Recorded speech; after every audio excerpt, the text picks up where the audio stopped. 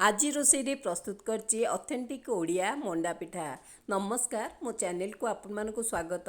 एई मंडा पिठा छेना नड़िया पुर दिया आकु किभली सहजरे मु प्रस्तुत करछि जानिया पई वीडियोटी संपूर्ण देखि नियंतु।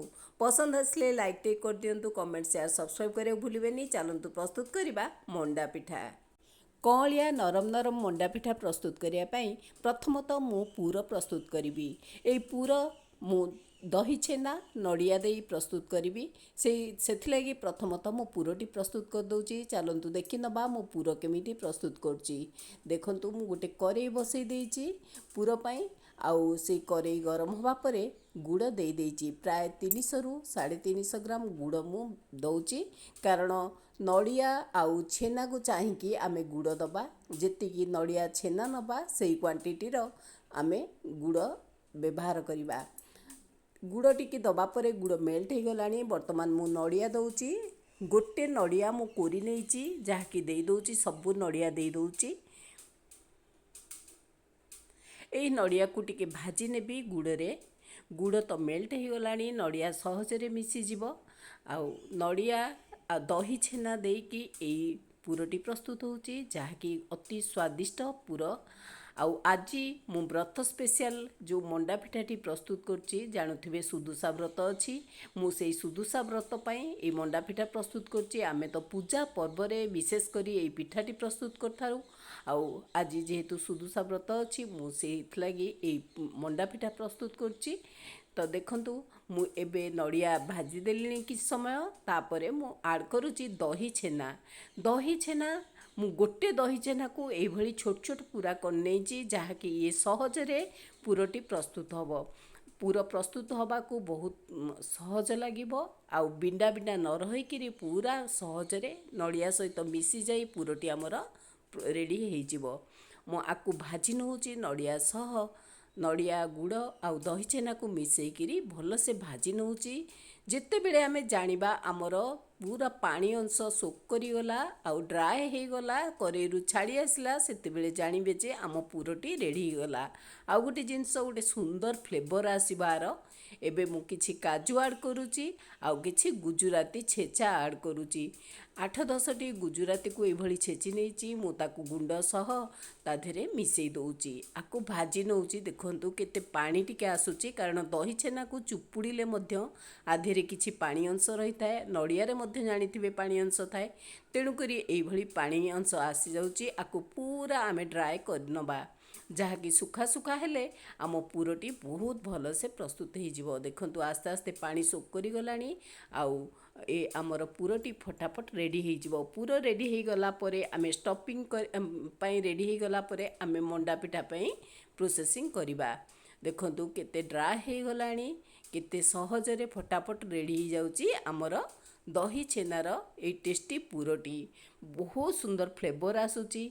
आमर तो रेडी हो गलानी। वर्तमान आमे मंडा पिठा पई प्रोसेसिंग करिबा। ए मंडा पिठा पई मु 250 रु 300 ग्राम चाउल नेइची, जोटा कि साधारण चाउल रे आमे पिठा प्रस्तुत करिबा। मार्केट रे पिठा चाउल गोटे स्वतंत्र मिले, जहा द्वारा जो थरे कि आमर पिठा जो मंडा हैला, चकुली पिठा हैला, सब प्रकार पिठा बहुत सहजरे आ बहुत भलरे प्रस्तुत हो जाए। मु सेई पिठा पई चाउल दउची। आउ से चाउल 300 ग्राम बा 2 कप चाउल नेइची। आकु एभली दे दउची, पानी देकी भल भाबे धोई नउची, जहाँकि यार परिष्कार हो जिवो। आउ तापरे आमे आकु बतुरेई दबा। एबे आकु मु भल से धोई नउची हाथ रे बोली। चाउल को हाथ रे भली चकटिकी मु भल से धोई दबा परे देखंतु मु आधेरे किछि पानी दे बतुरेई देबी। प्राय 4 रु 5 घंटा जेनरली एई चाउल को बतुरेइबे, कारण ए पिठा पई निहाती 5 घंटा चाउल बतुरेइबा आवश्यक। देखंतु चाउल बतुरी जाइछि। आमे चाहिले राति रे बतुरेई देई सकाळे मध्यम प्रस्तुत करि परिबा। तो एई भली चाउल टिके फुला फुला हो जाइछि। आउ देखंतु केते सॉफ्ट हो जाइछि। एबे आमर पिठा पई चाउलटी ठीक से रेडी हो जाइछि। आमे आधेरे बाटाटी बा अरुआ चाउलर पेस्टटी प्रस्तुत करिबा। एबे मु गोटे ग्राइंडर जार रे सब चाउल दे दउछि, आउ सेइथरे ही पेस्टटी प्रस्तुत करनेबी बहुत सहजरे प्रस्तुत हो पेस्ट। मंडा पिठार आणटा स्वतंत्र गोटे सुंदर पेस्ट प्रस्तुत हुए आधे आमे आण मंडा पिठा ही प्रस्तुत करूँ। देखंतु एमती चाउल बतुरीब 4 ରୁ 5 घंटा तापरे ही आमे आर बाटाटा बा पेस्टा प्रस्तुत करिया। किछि पानी देई आकु मु ग्राइंडिंग करनेबी।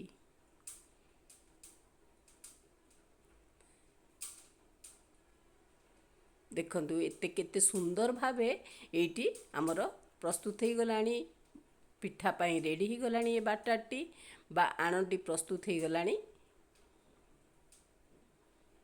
एबे मु आकु कभर करी नउची। आकु प्राय अध घंटे छाड़ी देइची। तापरे गोटे करेई बसई नउची। ए करेई रे पानी देई दउची।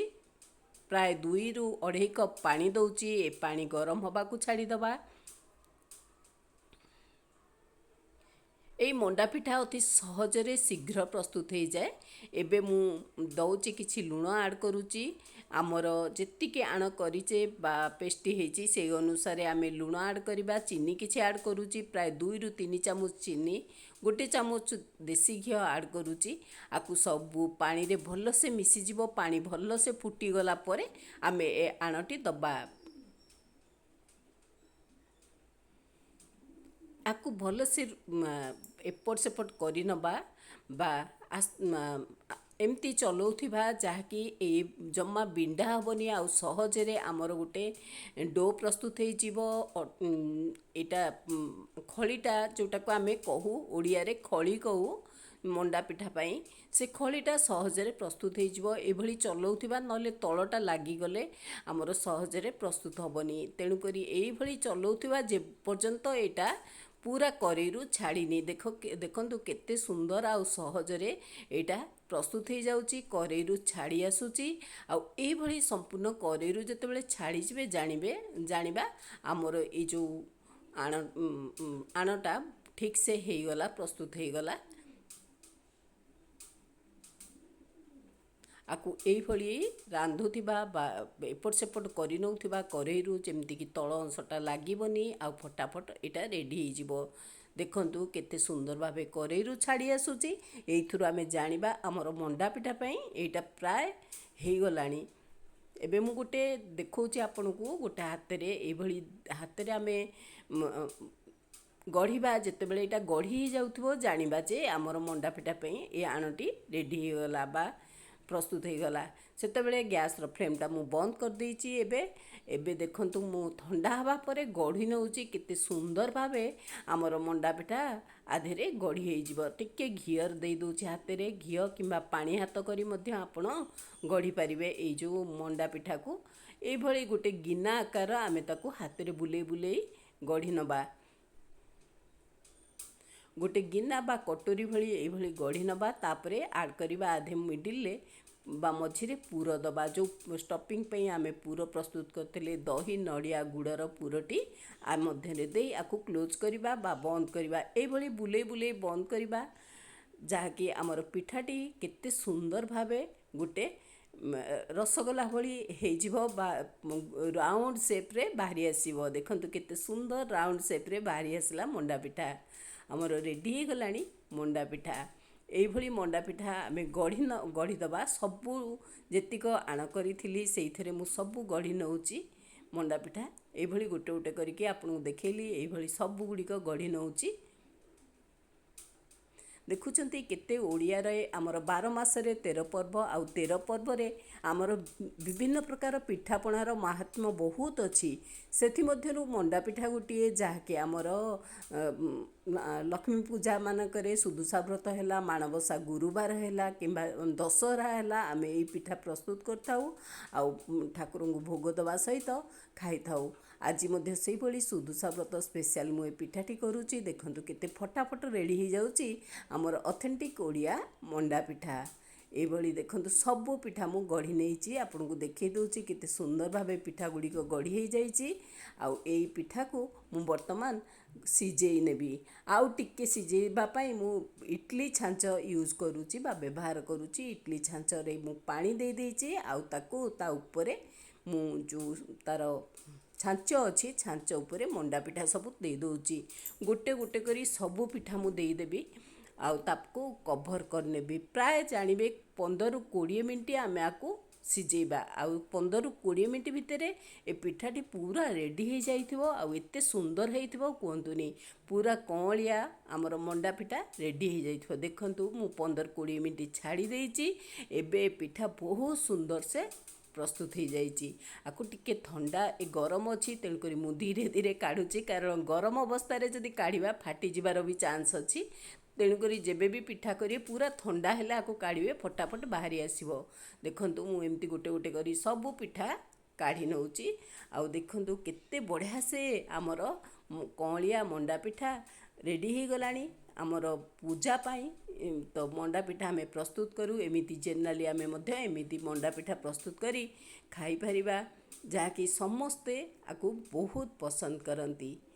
ଏବେ ରେଡ଼ି ହେଇଗଲା ଆମର କଅଁଳିଆ ନରମ ତୁଲତୁଲିଆ ମଣ୍ଡା ପିଠା। ଦେଖନ୍ତୁ ଗୋଟେ ଭାଙ୍ଗିକିରି ଆପଣଙ୍କୁ ଦେଖାଉଛି, ଭିତରଟି କେତେ ସୁନ୍ଦର ଭାବେ ସିଝି ଯାଇଛି। ଦେଖନ୍ତୁ ଛେନା ନଡ଼ିଆ ପୁର ଦିଆ ମଣ୍ଡା ପିଠା ଆମର ଆଜି ରେଡ଼ି ହେଇଗଲା। ଆମେ ପୂଜା ବ୍ରତରେ ତ ଏ ପିଠା କରୁ, ଏମିତି ବି ଜେନେରାଲି ଆମେ କରି ଆର ଟେଷ୍ଟ ନେଇଥାଉ। ରହୁଛି। ଥ୍ୟାଙ୍କ ୟୁ, ନମସ୍କାର, ମମତାନନ୍ଦ।